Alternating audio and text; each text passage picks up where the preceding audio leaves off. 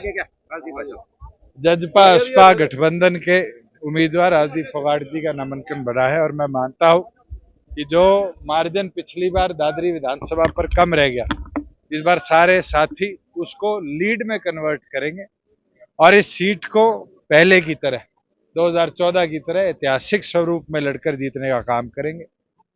आज हमारे गठबंधन ने 85 उम्मीदवार मैदान में उतारे हैं और 3 ऐसे इंडिपेंडेंट साथी जो डॉक्टर अजय सिंह चौटाला जी के संघर्ष के साथी रहे, उनका समर्थन करने का फैसला डॉक्टर अजय सिंह चौटाला जी ने किया है।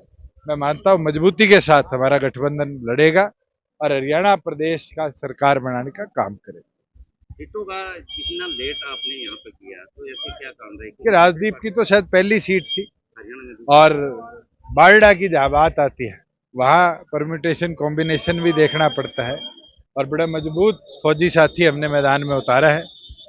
भारतीय सेना के अंदर लेफ्टिनेंट कर्नल रहे हैं और मैं मानता हूं बहुत अच्छे अंतर से बारडा को भी जीत रहे हैं। तो हरियाणा में कैसा चुनाव मानते हैं बीजेपी गठबंधन कैसा? तो आज चुनाव शुरू हुआ है।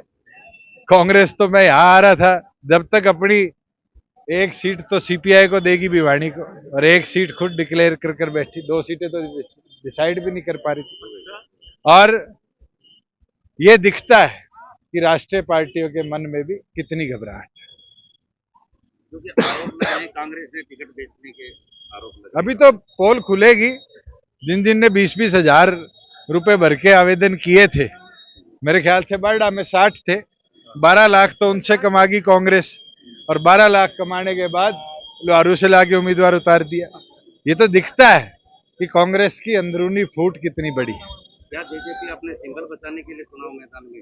बिल्कुल नहीं, चुनाव जीतने के लिए है, मजबूती से लड़ेंगे, मजबूती से जीतेंगे। क्योंकि आईएनएलडी का भी यही हाल है, सिंबल बचाने की जो भी कोई अभी तो ये तो नाई के बाल है, जोड़ी में गिरे ही गिने जाएंगे। ये तो 8 तारीख को रिजल्ट आएगा और हरियाणा का जनमत जो है वो जननायक जनता पार्टी का मजबूती से साथ भी देगा और जिताएगा। गोपाल कांडा भी आईएनएलडी के साथ आए हैं, तो बीजेपी की बात कर रहे थे।